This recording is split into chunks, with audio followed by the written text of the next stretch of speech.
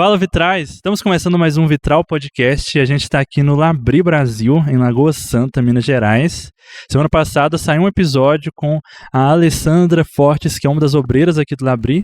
E a gente aproveitou a nossa estadia aqui também para gravar com a Jacira Monteiro, né, que está aqui passando o termo de verão aqui no Labri. Bem-vinda, Jacira. Que bom ter você aqui com a gente. Olá, Madison. Obrigada pelo convite, Bruno, Madison e o Davi. Obrigada por estar aqui com vocês. E aproveitando aqui esse lugar, né, tão bonito aqui, Labri, aprendendo bastante, né? Que bom estar aqui com vocês no Vitral. Show de bola. Obrigado. Qual que é o seu nome mesmo? Você falou? Nós apresentamos, pois né, mano? tá Sempre vendo? esqueço A gente esquece de me disso. apresentar. Eu sou o Madison Barreto. E eu sou o Bruno Santana. É isso. E vamos pro recado? São os pecados vitralísticos. Galera, é o seguinte, recado importante. A gente já tá aí há alguns anos com o Vitral, mas graças a Deus a gente vai fazer o nosso primeiro evento presencial. Esse evento que a gente já vem prometendo já aí há um bom tempo, né? A gente finalmente vai fazer esse evento, que é o Vitral na Cidade. E a gente vai fazer esse evento dia 16 de março, lá na Igreja Estação Casa, que é a igreja anglicana, que fica bem no centro de Belo Horizonte, para você que é de BH, pertinho do Viaduto Santa Teresa. A gente vai ter lá como palestrante o Rodolfo Amorim e o tema do evento vai ser o cristão e a cultura brasileira. Para celebrar a cultura brasileira, a gente vai ter lá muito samba com a Marilou e com a irmã Roma Pereira. E, enfim, a gente vai ter uma roda de conversa também depois, né? Em que vai ser gravado um vitral. A roda vai estar Rodolfo, nós dois, o West, o Geraldo da Caverna e as nossas duas cantoras, né? Enfim, os ingressos estão aí na descrição para você. A gente tem um ingresso de R$40, mas se você é vitralista, você tem um desconto aí, um desconto proporcional, né, à sua mensalidade. Certo? Exatamente o valor da sua mensalidade. Então, se você é aí um mosaico, né, que paga R$40, você tem um desconto total.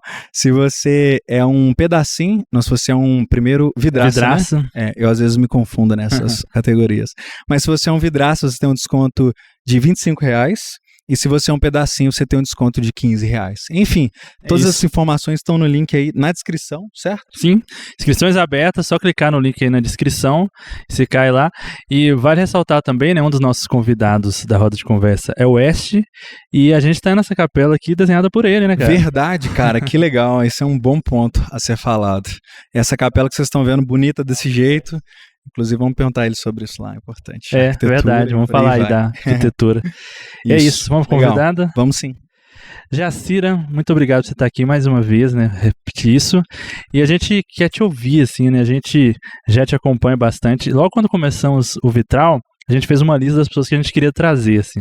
E você já estava lá nos primeiros 10 nomes, a gente precisa trazer essa menina aqui. Que chique, a gente tentou te trazer aqui logo no 2022, assim, lá para setembro, você estava por aqui, a gente tentou marcar, mas não deu. Então, uma das convidadas mais esperadas de todos os tempos. Responsabilidade. Sim. Mas vamos começar ouvindo a história dela também, assim, uma pequena introdução, assim, de quem é Jacira, como você veio parar aqui. Sim. Eu sou natural de Guiné-Bissau, que é um país do continente africano, minha família é de lá. A gente veio ao Brasil por busca de melhores condições de vida mesmo, né? E aí meus pais vieram comigo, a gente morou em João Pessoa, eu morei a vida toda em João Pessoa, e meu pai, ele fez teologia, depois ele fez direito, e minha mãe fez enfermagem. E eu estudei todo o ensino fundamental e ensino médio aqui no Brasil, né?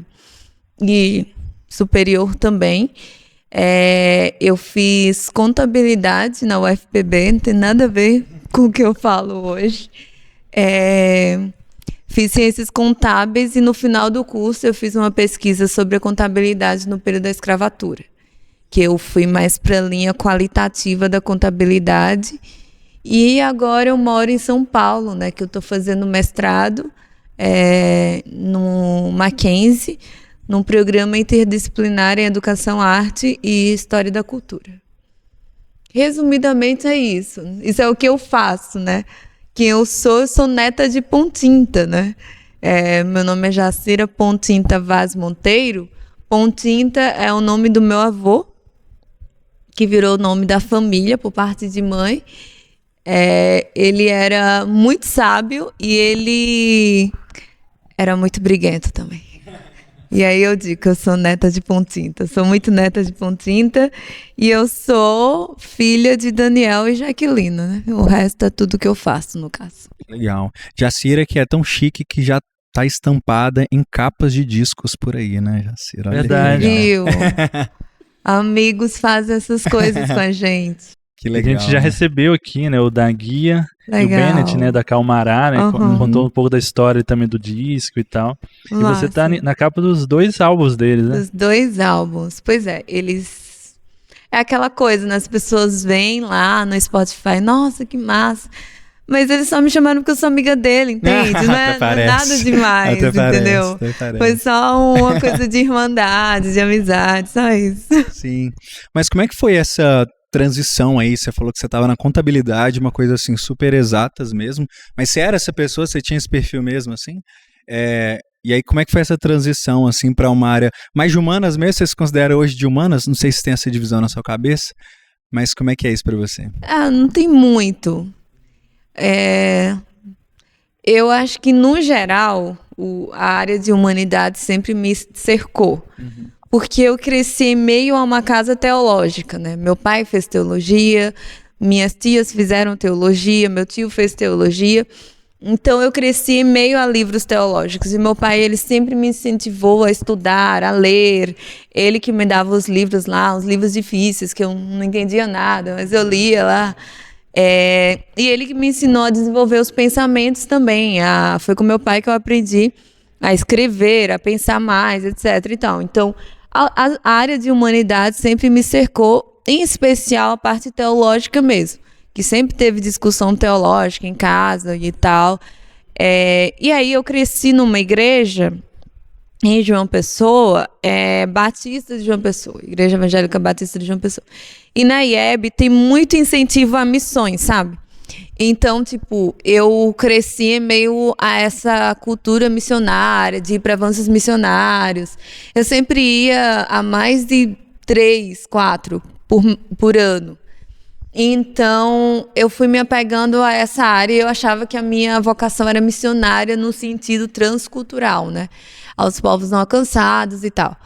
Sendo que, pensando nisso, quando eu chego no terceiro ano, eu não tinha, tipo, um curso da faculdade que eu quisesse fazer.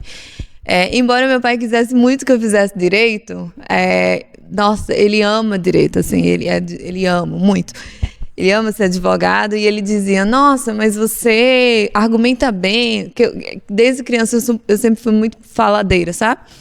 E aí, eu vou ficar assim, Fica à vontade. E aí ele falava que ele queria que, tipo, eu fosse advogada. Ele dizia, você tem todo o potencial para ser promotora, alguma coisa assim, que eu nunca gostei de direito. Sempre achei o pessoal de direito muito chato. E eu dizia isso para ele. Aí ele ficou frustrado. E o pessoal de direito que tá nos ouvindo aí, viu, gente? Essa é uma opinião dela, chatos. Vocês são pessoas queridas. Eles sabem que eles são chatos. Eles sabem. Mas o direito, não sei se é legal xingar, né? O pessoal gosta de processar, sei lá, será que Nossa, é bom? Mas eles sabem que eles são. Eles próprios dizem. Ok. Então, o lance do processo revela a chatice tá deles. Só prova o meu próprio ponto, então, entende? Okay. Eu entendo muito bem, eu convivo com o advogado há muito tempo. Nossa vida. E aí ele queria muito que eu fizesse direito, eu até passei lá, mas eu não quis cursar. E eu não tinha nenhum curso que eu dissesse, eu quero fazer isso, queria fazer teologia e ser enviada a um país não alcançado. Sendo que meus pais e a minha liderança local na igreja também falou para mim, como você vai ser enviado para um país não alcançado se você não tiver um outro curso, né? Uma outra profissão para você entrar nesses países mais fechados, né?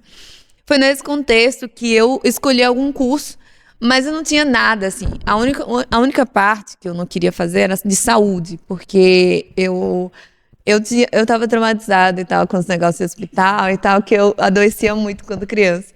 Aí eu estava traumatizada, só não queria nada de saúde, embora minha mãe seja enfermeira, ela manja muito e tal. Minha tia também é enfermeira, mas eu não queria nada de saúde.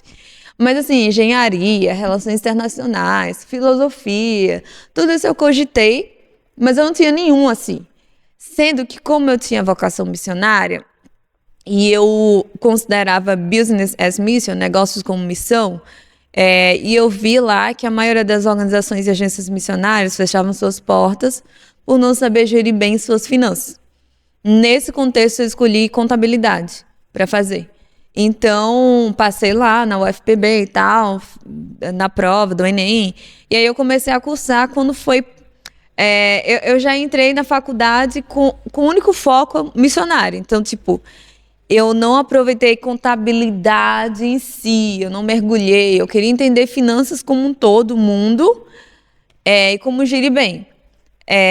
Mas eu aproveitei muito a vida acadêmica. Então, já entrei, fui para projeto de extensão, fui para projeto de pesquisa, fiz PIBIC, e fui entendendo essa minha veia acadêmica nesse processo, e que eu curti aquilo. E depois eu vi que não tinha vocação missionária nenhuma para o lado transcultural. Minha liderança local me explicou que eu tinha outra vocação, que é acadêmica mesmo. Então, nisso, eu tentei correlacionar a temática que eu comecei a trabalhar, né, que Deus começou a me dar, que é a questão do racismo, com a contabilidade. Por isso que eu estudei lá contabilidade no período da escravidão. E a contabilidade, eu cheguei a trabalhar com ela, até o ano passado ano retrasado eu trabalhava, mas agora eu larguei mão, pelo menos até agora, até o momento. Eu falo muito, vocês podem me interromper. Não, aqui a gente gosta demais de convidado que fala bastante. Sério, eu falo muito. Vocês vão se arrepender de falar super à vontade, tá? Mas então, como é que foi esse processo, assim? Você estava lá na contabilidade para você chegar a essa junção desses dois temas, que, tipo assim, para quem tá de fora, parece uma coisa muito distante, né? Assim, e pensar uma coisa muito específica, né, desse processo. Como é que foi? Foi um livro? Como é que foi? Foi um livro. O livro do Laurentino Gomes, Escravidão Volume 1, que é uma trilogia, né? E aí ele fala sobre a contabilidade dos escravos, porque às vezes a gente não entende muito bem, né, o processo da escravatura. No processo da escravatura, os escravos eles eram considerados mercadoria mesmo, né? Então, tal qual se faz a contabilidade hoje em dia das empresas e tal, contabilizando os bens, os ativos e passivos da empresa, acontecia também lá. Então, isso era feito com seres humanos que eles eram considerados mercadoria, né? Então, aí eu descobri esse mundo e aí eu resolvi explorar. Mas isso é de uma área muito específica da contabilidade, que é a contabilidade qualitativa. Porque a gente pensa a contabilidade apenas como quantitativa ou como uma ciência exata. E a contabilidade não é uma ciência exata. Nas faculdades que está como ciência exata, está errado, tá? E eu nem estou zoando, né? Está realmente errado. Mesmo? Explica um pouco, como assim? Contabilidade é uma ciência social aplicada. Ela se aplica à realidade e à necessidade da sociedade. A contabilidade que você faz, por exemplo, de uma empresa privada é diferente da contabilidade que você faz numa ONG, que é diferente da contabilidade que você faz na contabilidade pública, que é diferente da contabilidade que você faz... enfim, cada estilo de negócio ou não negócio, enfim, para tentar contabilizar, entender as riquezas e patrimônio daquele local... É aquele local que diz o que a contabilidade tem que fazer, e não o contrário. Então, tipo, a contabilidade, ela se adequa. Sei lá, a contabilidade que se fazia no período da escravidão era de uma forma que é diferente da contabilidade que se fazia no período industrial, que é diferente da contabilidade que se fazia no período primitivo, que é diferente da contabilidade que se faz hoje. Então, ela muda, ela se amolda à realidade e à necessidade da sociedade. Por isso que ela é uma ciência social aplicada. Mas ela é social. Mas só que ela usa dos recursos dos números para demonstrar o que é que você tem e o que você não tem. Por isso que confunde com ciência exata, mas ela não é. Não sou de exatas, nunca fui. Mas eu gosto de números, por isso que eu fui para contabilidade. Mas e aí, o que você encontrou nessa pesquisa, assim, de formação ali, de uma contabilidade do período da escravidão? O que você pegou dessa pesquisa e que acabou contribuindo para tudo que você tem falado hoje, tudo que você tem produzido também, né? Sim. Nesse período, eu fiz pesquisa... Eu sou meio doida, né? Aí, tipo, eu tava fazendo um TCC, trabalho de conclusão do curso. Aí eu fui para contabilidade qualitativa, sendo que na UFPB o que impera mais é a contabilidade quantitativa. como na maioria das faculdades, né, do Brasil. Na UFRJ e em Paraná, na Federal de Paraná, que tem... os centros são especializados em contabilidade qualitativa. São os mais especializados. E em São Paulo também. Agora eu não estou lembrando qual é a faculdade. Então não é tão comum. Mas aí eu sou doida, né? Pra que facilidade, né? Pra quê? E aí eu fui para contabilidade qualitativa, tanto que a minha pesquisa foi a primeira na UFPB com relação a isso. E graças a Deus eu consegui fazer uma boa pesquisa, né? E foi publicado como artigo na FGV, ano passado. E aí eu fui no Instituto Histórico e Geográfico da Paraíba, né, que eu morava lá, e em Pernambuco, para coletar materiais de época. Porque como é um assunto que é pouco explorado na contabilidade, a contabilidade qualitativa como um todo no Brasil não é tão explorado, e no mundo todo, né, existem papers sobre isso, eu tive que pegar materiais de época e interpretar isso, né, pegar esses dados e fazer essa leitura, né. Então, eu fui nos institutos históricos e geográficos para ver mesmo jornais do período da escravatura e como o negro ele era retratado, né? O africano ele era retratado, que ele era de fato alugado, ele era emprestado, o escravizado, né? Ele era vendido, e isso era anunciado nos jornais de época. Então eu tive acesso a esses jornais de época para ver. No Instituto Histórico e Geográfico de Pernambuco eu tive acesso à contabilidade feita dos senhores de escravos. Então eles registravam nas suas contabilidades os ativos deles, os passivos. Então, com relação ao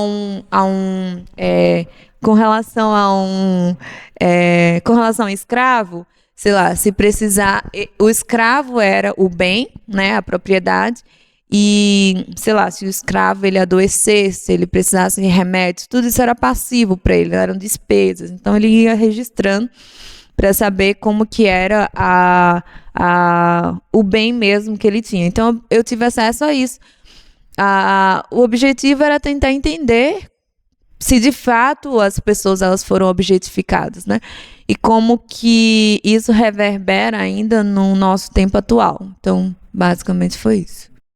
Eu não sei se eu perdi aí na sua explicação se você definiu isso, mas essa questão da estatística, não, da contabilidade qualitativa, assim, e essa diferença, assim. Então, a qualitativa, ela tem a ver com questões históricas? Qual que é a diferença dela para a quantitativa? Quantitativa é o dado em si. Você vai fazer a leitura do dado. É muito mais sobre números. A qualitativa, você vai fazer a interpretação desse número. Então, tipo, a quantitativa, ele não está interessado em explicar para você por que o balanço bateu lá. Ele não vai explicar para você. O qualitativo, não. Ele quer entender o dado em si. Quais são as implicações disso na sociedade. Então, o meu recorte foi histórico, mas poderia ter sido, sei lá, filosófico, poderia ter sido algum outro. No meu caso, foi histórico porque eu trouxe esse dado histórico de como as coisas aconteceram. Que legal. Eu li o livro... O Estigma da Cor. Nossa, eu li o livro e foi o nome do livro, né? Que vergonha. Mas eu li o Estigma da Cor e você pega um pouco, assim, da questão histórica, né? Da herança histórica, da questão da colonização e a igreja e tudo isso. Eu queria que você trouxesse também um pouco dessa relação, assim, ao fazer essa pesquisa, o que você vê da herança que a gente tem, né, enquanto Brasil, principalmente, fazendo esse recorte de Brasil, da herança histórica, que ainda tem, assim, né? Tem algumas discussões, assim, eu vi alguns vídeos seu que você gosta do termo mais racismo sistêmico. Então, o que a gente tem desse racismo sistêmico hoje, que é herança histórica? O que ainda temos, enquanto brasileiros, enquanto igreja, para lidar desse assunto, né? E que é uma herança histórica para o que a gente tem hoje, a partir das pesquisas que você teve. No livro eu trago alguns dados, inclusive, que foram desse processo da pesquisa, né, para o mundo acadêmico, porque o mundo acadêmico é muito diferente do mundo normal. O mundo real. Então, tipo, eu trouxe alguns dados lá, seja do trajeto de embarque, né, dos traficantes de escravos e etc., porque era muito tempo de travessia, essas pessoas, várias morriam, né, no trajeto, elas não eram consideradas seres humanos, né, como eu falei. Houve várias justificativas para o período da escravidão, como justificativa moral, dizendo que a cultura europeia era superior a todas as outras culturas, especialmente a cultura africana. Houve a justificativa pseudocientífica, como, por exemplo, estudos como cranometria, né, que media o crânio das pessoas, que também foi utilizado para desclassificar as mulheres, né, dizendo que as mulheres não tinham capacidade lá de raciocínio e tudo mais, e foi usado nas pessoas negras para dizer que eles não tinham o cérebro completamente formado, então eles não tinham volitividade, eles não tinham vontade própria, não teria problema, portanto, em eles serem escravizados.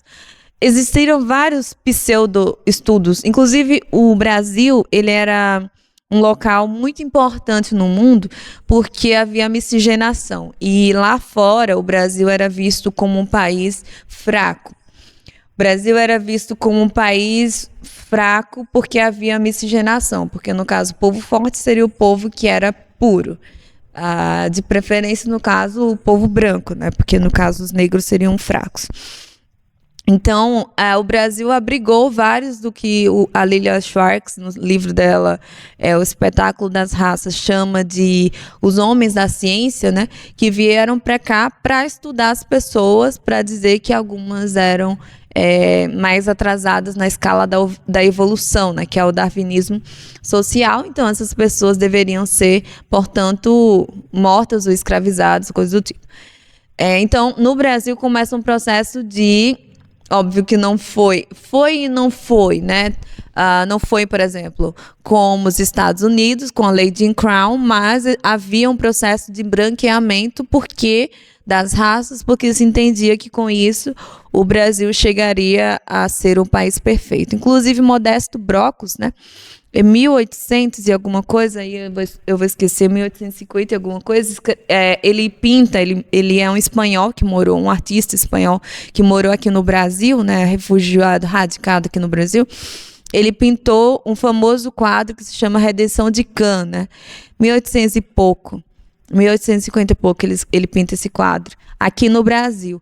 E aí, nesse quadro, tem uma matriarca que é negra, escura, africana, levantando a mão aos céus, porque a filha dela tinha nascido mais clara, e aí a filha tinha casado com um homem branco, e um netinho dela tinha nascido quase que branco.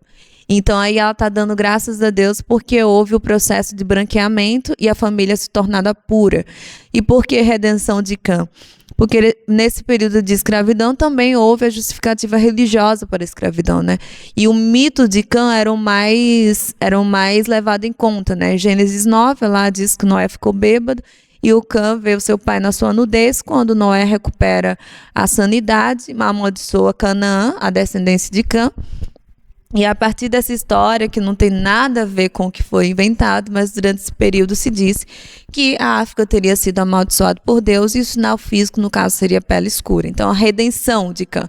Então, o pecado original, nessa hermenêutica de centavos, seria a cor escura e a redenção seria o branqueamento e, portanto, seria aplicado ao país. Então, na visão do país... a partir da terceira geração, se houvesse casamento com pessoas brancas, o país seria puro. E todo mundo comprava essa teologia aí de Can, né? Tipo, sim. Católicos, ninguém protestantes, os países protestantes, todo mundo concordava com isso. Esse é o ponto, porque geralmente a gente que é evangélico, né, cristão, evangélico, a gente olha para isso, a gente diz, mas eram os católicos. Não, a gente estava aqui, já tinha as missões cristãs todas aqui no Brasil. Ninguém achou estranho, ninguém falou nada. Então, ninguém reivindicava, porque era elite cultural e de pensamento, existia a hegemonia deles. Não existia ninguém que pensasse, escrevesse, dissesse, mas está errado. Não, eles eram homens da ciência, a galera que tinha dinheiro. Se eles falavam, era verdade. Não tinha ninguém. Existiam, com o tempo, os abolicionistas que começaram a trazer um outro pensamento. Inclusive, a contabilidade também foi utilizada como um processo emancipatório também. Para você ver como ela é realmente uma ciência social aplicada, que se aplica. Porque, por exemplo, vários abolicionistas se utilizaram de ferramentas contábeis para provar que a libertação era muito melhor do que a escravidão. Como? A partir de uma técnica contábil que a gente chama de vida útil, né? Você compra, por exemplo, uma poltrona, ela tem uma vida útil. Digamos, essa parece bem boa, digamos, sei lá, 5 anos, né? Digamos, a vida útil dela é 5 anos. Hoje em dia, as coisas são feitas para ter vida útil menos, né? Um telefone, você não passa tanto tempo mais como antigamente, né? Lembro que meu pai tinha um Nokia que ele disse que caiu de 15º andar. Ele chegou lá embaixo, mais, assim. Juntou e o troço estava funcionando. Saudades, Hoje Nokia. em dia, se o celular cair aqui, já era. Traumas. Então, me fala não que é gatilho. Coitado, desculpa. Também já perdi vários celulares, é complicado. Mas aí, tipo, esse processo que a gente chama de contabilidade de vida útil. Então, isso é calculado. Entende? Então, estão calculando que o seu celular dure menos. Por isso que a gente está consumindo muito mais, né?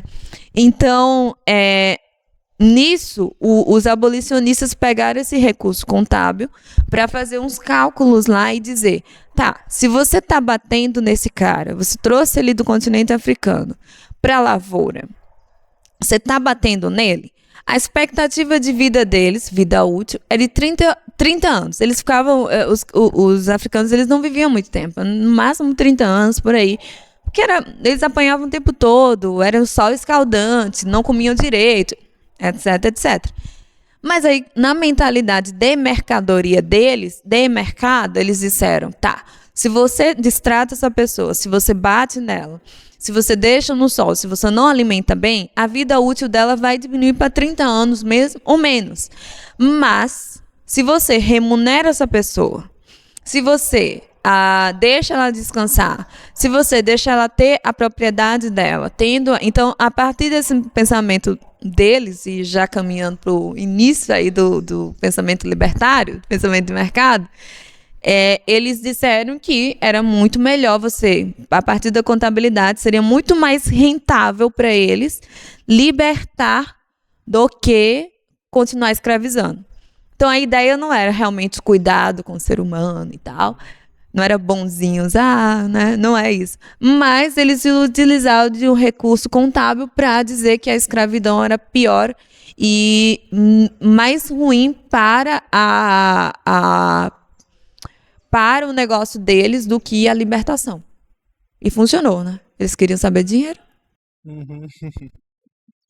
Principalmente do que eu já ouvi, principalmente os ingleses, né, são bastante acusados disso, que o motivo principal deles foi mais econômico Sim. do que qualquer outro, assim, pra questão da libertação lá, né? Porque a escravidão não estava rendendo mais, né, durante esse período. Então, continuar com ela, a revolução já estava rolando. O sistema econômico, porque a escravidão era um sistema econômico, a gente precisa entender isso. E então esse sistema econômico não estava rendendo mais, não tinha vantagem de existir aquilo. E aí fantasiaram de muitas formas, né? Mas o foco era esse. Os cristãos que lutaram contra a escravidão, que tinham realmente a ideia da vida mesmo. Mas os outros tinham a ideia do mercado. É isso aí que eu já queria perguntar também, qual que foi o papel da igreja nesse período? Foi assim? ambígua, né? Foi ambígua. Algumas pessoas dizem, mas tinha o Wilberforce e tal. Tá, mas ele era exceção, é tanto que a gente lembra dele. Tinha ele, né? Tinha Martin Luther King, sim. Tinha Martin Luther King, porque o resto não estava vendo nada. Estava fazendo nada. Então, foi uma ambiguidade. Ao mesmo tempo que você tem, o Seymour, né, o pentecostalismo nascendo, enfim, você tem um movimento de uma galera que vai contra e traz os conceitos bíblicos, as passagens bíblicas. Eu nem estou olhando para o pessoal de casa também, né? As passagens bíblicas e tudo. Ao mesmo tempo, você tinha uma igreja letárgica, você tinha uma igreja que estava se aproveitando também daquele sistema. A gente não pode esquecer que parte dos escravizados eram dados à igreja.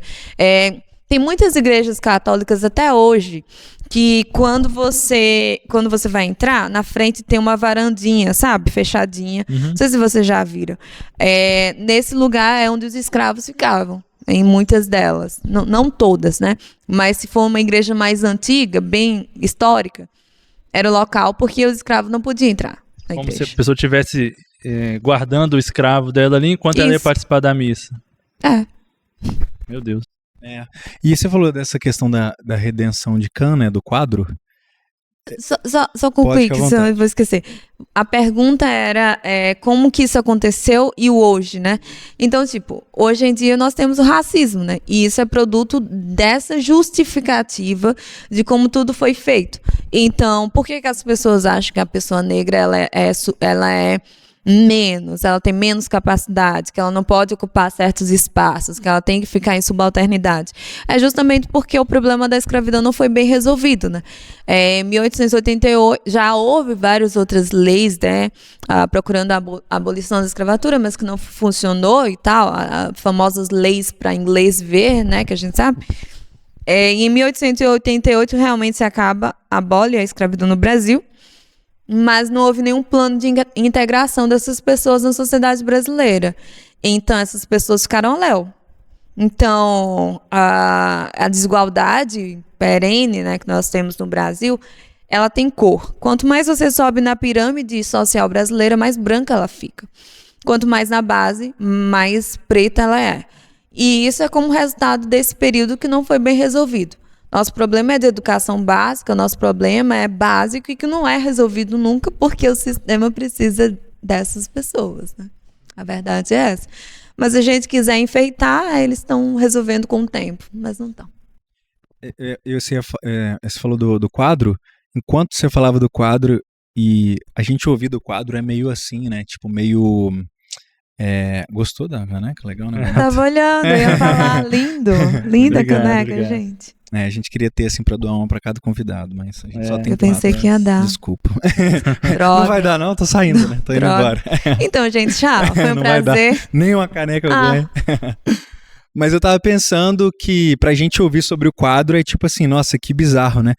Mas eu consigo me ver em uma situação em que pessoas falam isso até hoje, assim. Até hoje. Tipo, coisas do Marco tipo... Feliciano esses dias tava falando. Sim, pois é. Eu cito nomes, gente. Isso, Vocês podem isso. colocar... Entendeu? Eu cito nomes. A gente vai Douglas Wilson, botar a brincadeira. legenda, botar a Um foto vídeo seu dele. com o Iago que tem um tanto de pi, assim, principalmente das falas dele, né? Ele falando vários nomes, aí tinha um pi. O tempo todo. Eu disse, Iago, você... Só de aparecer com você, eu já tô me queimando. Já tá eu disse isso pra ele. Já sou cancelado. Aí você vai falar esses nomes, pelo amor de Deus. Já era. Aí eu pedi pra ele colocar os negócios lá. Ele falou, não se preocupe, vou colocar. Ele colocou. A gente ficou rindo. Aquele episódio lá com o Iago, a gente passou mais tempo rindo do que gravando. Teve que cortar, ficou 40 minutos, mas a gente guardou tipo 1 e pouco horas. Tudo rindo. Tirou a censura, tá vendo? Foi censurado. Censurado. Aqui não tem corte, não, hein? Aqui não tem corte, aqui é direto. Então vou me Tá comportar. ao vivo, Nem você não pi, sabia não que tem tá ao nada. vivo, na verdade? Oi, gente. Vai lá, pessoal de casa. Mas o quanto que isso hoje, tipo assim, eu ouviria isso e eu ouvi isso já várias vezes no dia a dia, com coisas, mais essa coisa das pessoas dando graças, né, a Deus, sabe, pela cor da pele mais clara, ou pelo cabelo mais liso, por exemplo. Nossa, ainda bem que, sei lá, você é preto, mas nasceu com o cabelo mais liso, sabe, essas coisas assim, Acham né? que é elogio, né? Você exato. é preta de traços finos. Ai, que Isso. legal. Você é preta de alma branca, não sei o que, essas coisas, né? E só vai piorando. É o elogio Michael Scott, né? Isso. Então, o elogio estilo Michael Scott. Eu sou fã do Michael Scott, sou uma grande fã do Michael Scott. a gente falou, anunciou aqui no início, tem livro, não sei o quê, mas não falamos da Coisa questão principal, que tá Bruno. lá, fã de Sim. The Office. Sim. Isso tem que ser falado. Isso tem que ser Onde falado. você for, tem que Sou ser muito falado, fã fã do... de The É verdade, Office. tem que falar. Muito bom, né? Tem que falar. Coloquei Muito na bom. bio no meu Isso. Twitter, no meu Instagram. E aí Perfeitamente. eu preciso começar a falar isso. pras Exato, pessoas. exato. É Ainda verdade. palestra sobre isso. Isso. Por aí, né? A figura do Stanley, sabe como é Eu que... quero fazer, sabe o quê? Como... eu queria muito fazer esse doutorado, mas eu não sei se vai rolar. Eu queria muito fazer como as mulheres são tratadas em The Office e conectar isso com a realidade. Bom, A Pen, coitada. Bom, eu vou viajar aqui, volta.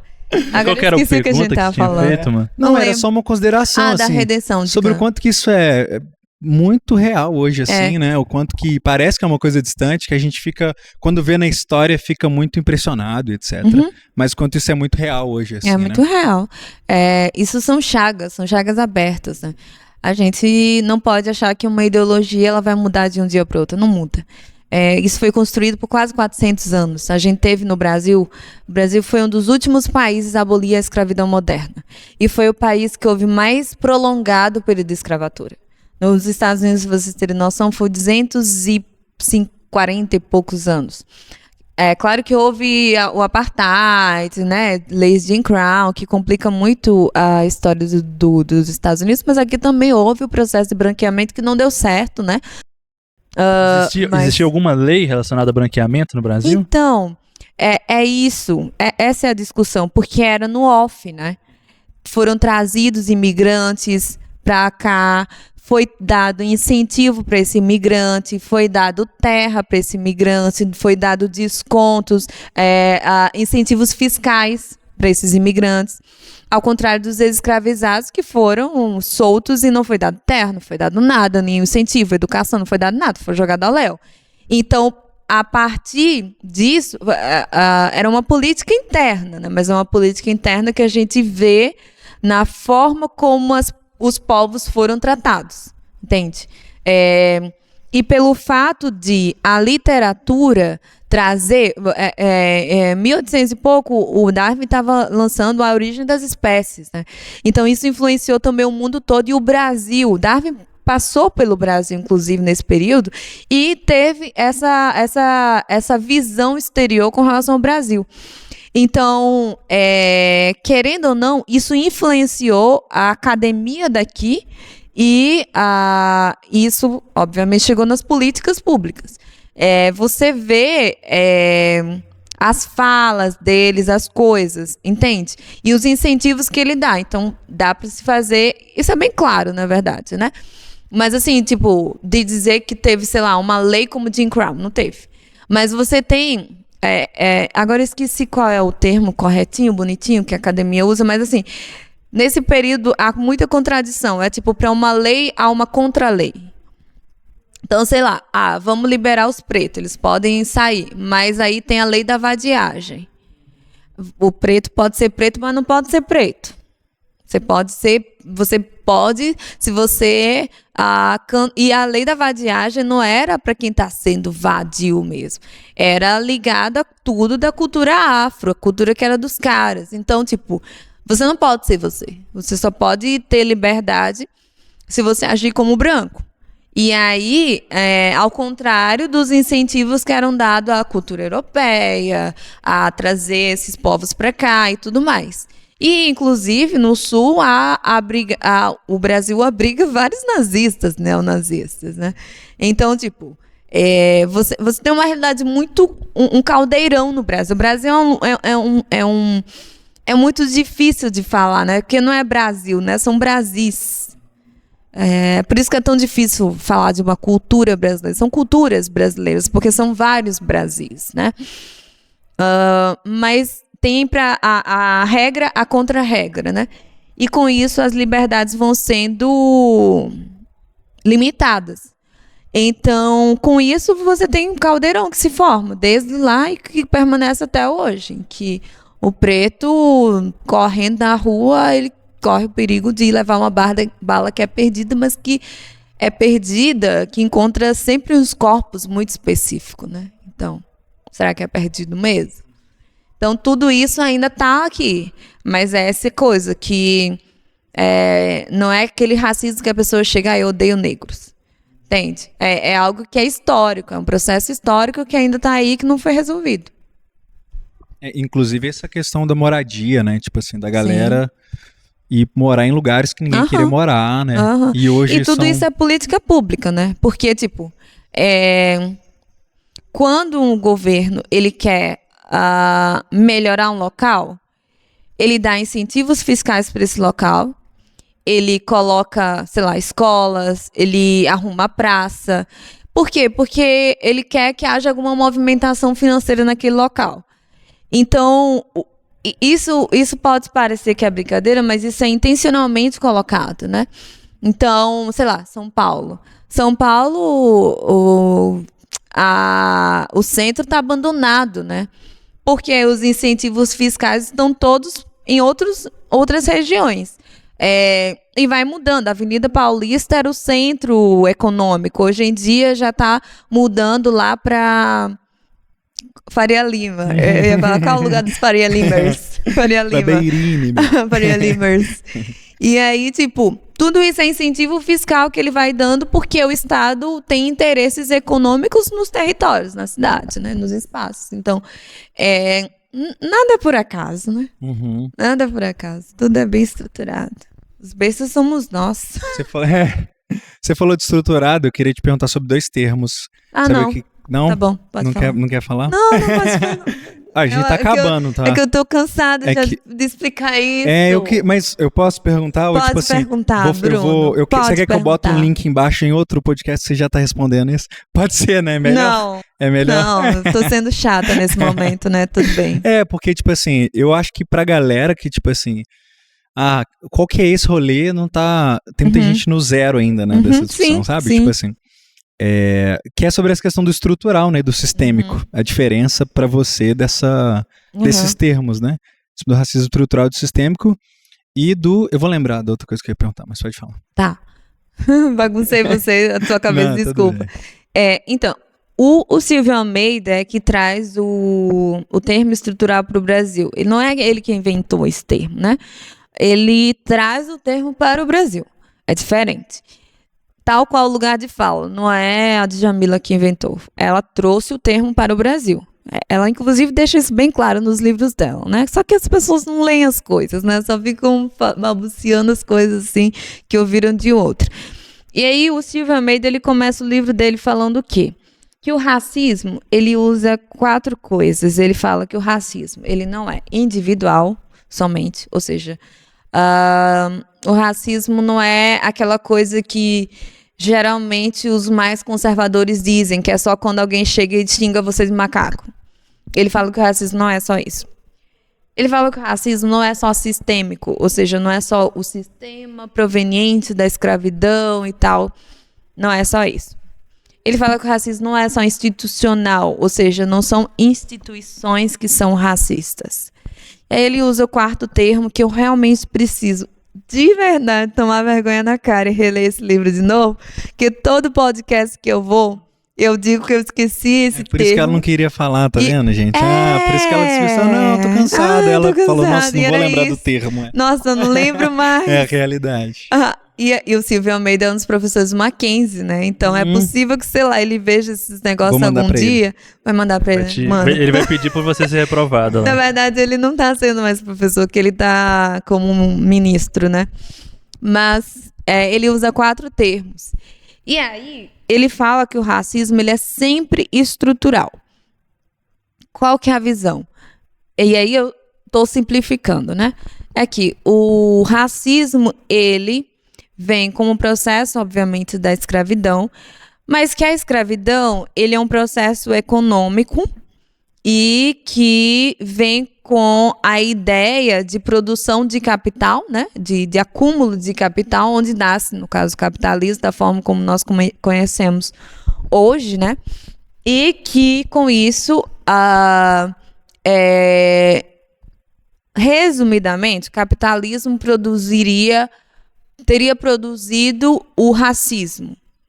Por quê? Porque o capitalismo deu justificativas para o mercado escravagista do continente africano.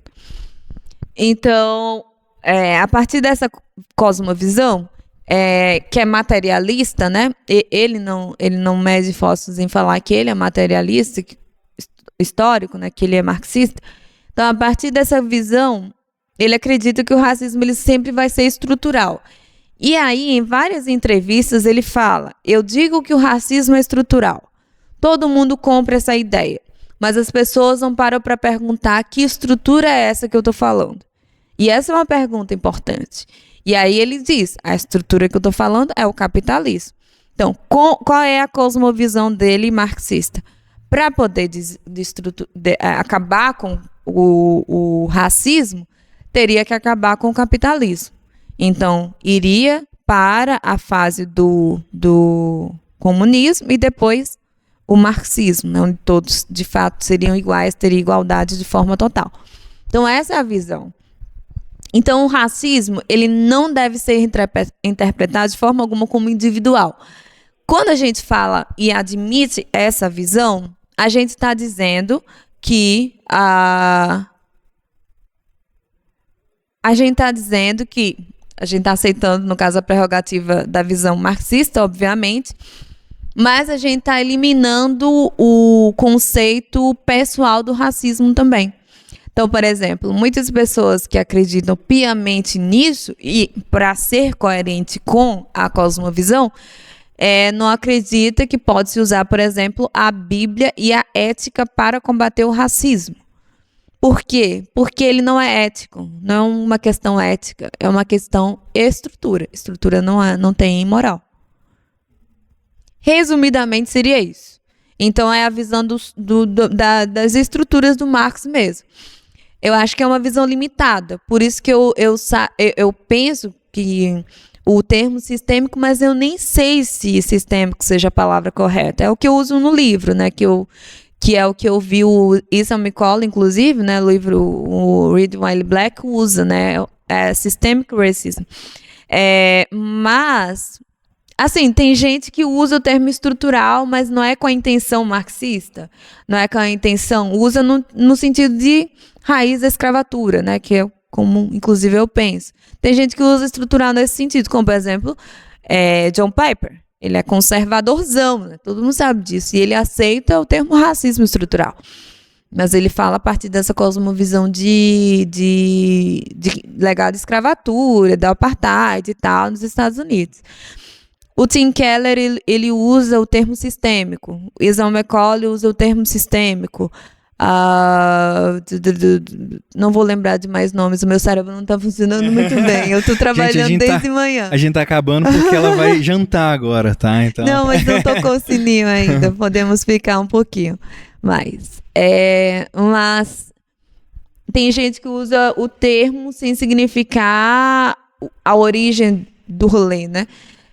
Mas eu prefiro evitar fadiga, sim, como diria o seu Madruga. Uhum. E aí eu acho que usar o sistêmico talvez comunique melhor, mas eu não tenho certeza quanto a isso. Uhum. Eu só quero explicar para as pessoas que eu acredito que o racismo ele é individual e ele é coletivo também.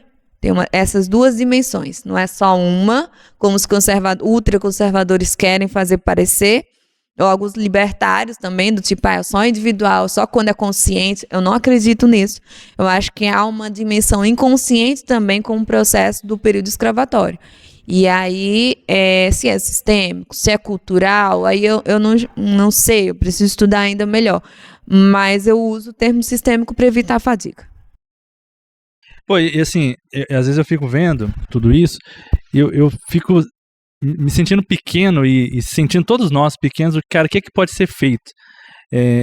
Sim, se for estrutural, tanto que nesses anos lançou lá a campanha, né? Sou machista estrutural, sou racista estrutural, e aí você sinaliza a virtude, né? Tipo, eu já admiti que eu sou, sim, mas você vai fazer o quê com isso? Aí só fica nisso, do tipo, eu sou, sim. Entendi, então vai preso se você é racista, cara. Exato. Então, assim, o que você poderia dizer pra gente, tanto no sentido individual, quanto no sentido igreja ou sociedade, tipo, ações práticas, tá? Eu identifiquei, a gente tem esse problema aqui na sociedade. O que eu posso ter de ação na minha igreja local, por exemplo? O que a gente poderia contribuir aqui para a gente melhorar essa questão na sociedade? Ou o que eu vou contribuir isso no meu trabalho, assim, sei lá, o que eu vou fazer na minha vida prática, para eu não ficar só observando e falando que existe o problema, mas que eu nunca consigo contribuir para uma melhora disso. Uhum. De forma individual ou igreja eclesiástica, primeiro tem que entender o que é racismo, né? Todo mundo fala de racismo, mas tem um monte de gente que não sabe que, sei lá, o Brasil foi um dos últimos países a abolir a escravidão, né? Então, faz muito sentido. E aí, quando eu falo isso que precisa estudar, as pessoas às vezes dizem, sou arrogante. Pode soar, mas é verdade.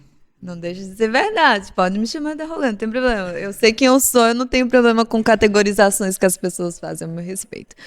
Mas as pessoas não estudam. E aí não sabem. E aí, se não sabem, óbvio que não vai poder ver quando uma situação de racismo está acontecendo ao seu lado. E não vou poder, muito menos, intervir, né? Então, estudar o tema, ler livros, tem se chama Estigma da Cor. Muito bom. Modéstia à parte. Tem um aí, né? Tá na Amazon. Mas ler sobre isso, né? Tipo, eu me esforcei muito por colocar referências bibliográficas mesmo. E ver lá as referências.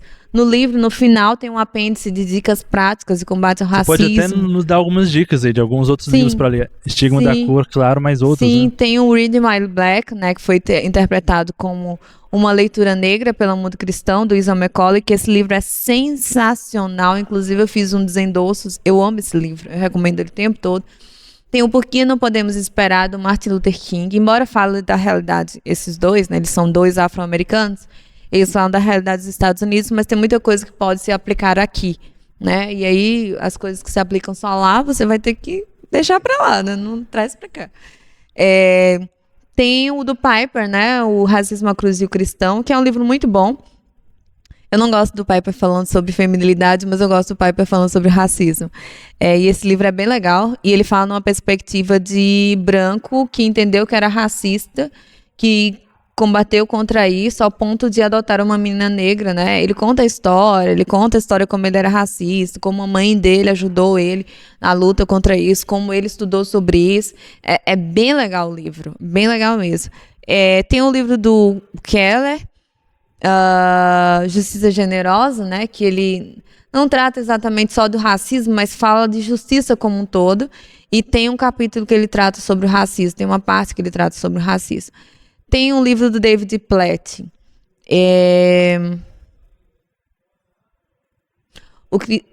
Contra a Cultura, que tem um capítulo, eu acho que é o capítulo 9, que ele fala sobre o racismo. É o que eu tô lembrando. Pô, só aí já tem muito material pra se passar o ano lendo aí. Tá feito o fofoca reversa, né? Já tá, já... Tem, gente. Vamos ler. E tem uns livros a trilogia lá do Laurentino, Escravidão, volume 1, 2 e 3. E são livrões, assim, são 400 páginas, assim, então dá pra passar um tempinho lendo, né? Um tempinho, uns 2 dias. Brincadeira. No meu caso, 2 anos. Mas tem muita literatura, graças a Deus tem sido trazido... tem O Quão Africano é o Cristianismo, que a editora Quitanda traduziu recentemente, que é um livro espetacular, sensacional. Agora eu não vou parar nunca de lembrar das coisas. Mas estudar sobre isso vai ajudar a entender quando está acontecendo do seu lado e saber se posicionar, né? E lembrando que não é só o negro contra o racismo, né? A sociedade toda contra o racismo, então o branco pode e deve, né, intervir nas situações de racismo. E não ser passivos. Então, seja igreja como comunidade, seja de forma pessoal, estudar sobre isso. Eu já vi igrejas que utilizaram, por exemplo, do Estigma da Cor e de um e-book que eu tinha lançado uns anos atrás, para conversar em gabinetes de pastores, deles sentarem e lerem aquilo juntos e pensarem juntos sobre o assunto e tal. Então, isso é bem importante. Tudo passa pela educação. Eu acredito realmente na educação. Então, estudar sobre isso, entender sobre isso, vai nos ajudar a nos posicionar melhor. De forma eclesiástica, eu acredito isso, né? Como eu falei, púlpito, não tem como. Púlpito é que vai direcionar a igreja. O Guilherme de Carvalho deu a dica de estudo do Êxodo, por exemplo, né? Pregações expositivas do livro do Êxodo, ou pode ser uma série de mensagens, sabe? Falar disso, dessa realidade do Deus que liberta, sabe? Isso ajuda a formar imaginários, conectar com a realidade brasileira, isso é muito bom. Êxodo é um excelente livro para tratar sobre essas temáticas, né? Sobre as leis que o Senhor dá, né, de cuidado com os vulneráveis e tudo mais. Tá tudo lá escrito, não é coisa de marxista não, tá lá na Bíblia, né? Vai brigar com Deus, não é comigo não. Uma leitura negra faz exatamente esse movimento, né? Você conseguir observar as respostas que a Bíblia dá para as questões sociais. O Wilson McCauley, né? ele é professor de Novo Testamento, exegese do Novo Testamento na Wheaton College, né? Então ele faz esse trabalho de exegético mesmo, para quem não sabe o que é exegese, é a interpretação bíblica, né, a partir dos originais. Então ele faz esse trabalho hermenêutico e exegético para mostrar as passagens bíblicas que tem como a gente tratar sobre essas temáticas. É um livro muito bom, de verdade, muito bom mesmo, bem escrito, o cara é fera. Uma boa recomendação para pastores, né? A partir disso daí, para conseguir elaborar sermões, para líderes, aí, pequenos grupos, escola bíblica na igreja, fazer séries sobre esse assunto. Sim, e tem vários. Ele é muito legal. Ele me segue no Twitter. Eu acho tão engraçado. Ele me segue no Twitter tem uns 2 anos já. E ele participou de várias entrevistas aqui no Brasil. Inclusive, umas eu participei também. Então, colocar Wilson McCauley no Google, no YouTube, consegue encontrar umas entrevistas que ele participou que foram traduzidas. A Mundo Cristão, inclusive, fez umas 2 ou 3. Eu acho que tem Entre Amigos lá do Zé Bruno com ele. Então, tem muito material que dá para ir colhendo. Tem muita coisa boa mesmo. E ele é um ortodoxo, né? Que é bem importante aí, que eu acho que é o público, não sei se é o público de vocês, mas geral, é o meu mas público. É importante, né, para quem... enfim. Para quem fica preocupado, né, com essas misturas, com questão política e etc. É bom ter várias vozes, né? Ouvir isso de várias vozes. E de forma eclesiástica do púlpito, e também pode-se fazer um formulário para sentir como é a igreja, né? Porque tem muitas histórias de pessoas que sofrem racismo nas igrejas que não chegam aos pastores e líderes, né? Então, o formulário anônimo, a pessoa podendo contar como sente a igreja, como sente a comunidade em relação ao redor, né? Se tem tido esse posicionamento com a cultura, se tem ajudado as comunidades mais pobres, que são mais negras, se tem recursos para isso, enfim. Tudo isso ajuda a saber como agir, né? Se a igreja de fato quer agir, tem como fazer isso. Mas é bom ouvir a comunidade, especialmente as pessoas que são negras, que passam por isso, mas anônimo, né? Para a pessoa se sentir mais à vontade de expor. Acho que são as principais coisas. O resto vocês vão comprar o Estigma da Cor. Vocês vão ter várias dicas lá. Isso é só um prelúdio do que tá lá, né? Só um pedacinho. Gente, então estamos finalizando. Muito obrigado. Obrigado, Jacira, por ter aceitado o convite. Valeu demais. Foi muito bom o papo. Se vocês quiserem saber mais, vai lá no Instagram, né, da Jacira. Sim. Tá aí na descrição. Instagram, gente. No Twitter eu sou chata. Twitter é reclamação, né? É o lugar disso. Tá certo. Exato. Mas se você quer, enfim, falar algum recado final, falar o seu Instagram, sei lá, alguma coisa aí, pra gente finalizar mesmo? Gente, muito bom estar com vocês, obrigada, de verdade. Quando as pessoas falaram que eu estava entre os 10 nomes que vocês colocaram, eu não acreditei. Mas aí vocês falaram, achei tão legal, obrigada pela consideração, fico feliz. E que rolou, né, da gente conversar aqui, foi muito bom estar com vocês. Muito bom estar com vocês também de casa, espero que tenha ajudado de alguma forma. E de verdade, o livro está disponível aí, né, tá em Kindle, tá em livro físico, tá nas livrarias também, que agora tá pela Thomas Nelson. Então tá pelas livrarias, se Deus quiser. Nesses dias aqui vai estar saindo aí. Eu estou trabalhando para ver se eu consigo adiantar ao máximo o segundo livro. Se Deus quiser, esse ano vai sair. Você me encontra nas redes sociais, @JaciraPVM, _Tavaz_Monteiro, PVM. No Instagram, no Twitter também. No Twitter eu não tenho usado muito. E eu sou um pouco chata no Twitter, né? Então eu sou muito mais legal no Instagram. Então me sigam no Instagram. Fotinha legal, textinho bonitinho e tal. Isso. Na paz. Só alegria. Isso. Só alegria. Ilusão também. Vou fechar?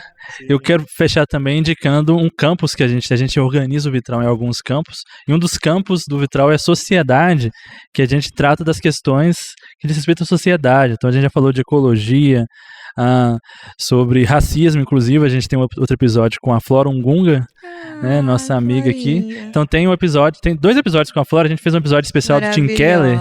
Também somos kellerianos aqui. Sim, Isso. Keller, nosso kelleriano. Com ela e a Nossa, Luísa. Sim, eu sou kelleriana de Kelleriana. 5 pontos. 6 pontos. 6 10 pontos. Todos existentes. Então Sim. passei aí nessa playlist também, Sociedade do Vitral. Tem pelo menos, deve beirar uns 10 episódios. A Lá Flora a é a gente fala. maioral, gente. Sim. E a gente fala de outras temáticas lá, sobre sexualidade, sobre crianças, né? A gente fez um episódio sobre Maio Laranja, enfim. Então passei nessa playlist lá. Tem outro episódio também que eu acho relevante citar, o do Instituto Origem, né? A gente falou dessas questões da construção social. O Instituto Origem, as nossas amigas fundadoras, elas perceberam uma necessidade social de um bairro lá em Ribeirão das Neves, que é vizinho aqui de Belo Horizonte, e começaram um instituto lá, né, que tem transformado a realidade social. E quando se fala um bairro de periferia, né, provavelmente está falando de uma boa parte da população negra lá, né? Então vale ouvir esse episódio também do Instituto Origem. Enfim, passei nessa playlist Sociedade ali que você vai ser feliz. Isso, verdade. Ouça. Fechou? Então é isso, gente. Olha o tchauzinho pra aquela câmera do meio lá. Tchau, gente. Obrigado, Tchau, Jacira, gente. mais uma vez. Valeu. Tchau, É gente. nóis. Tamo junto.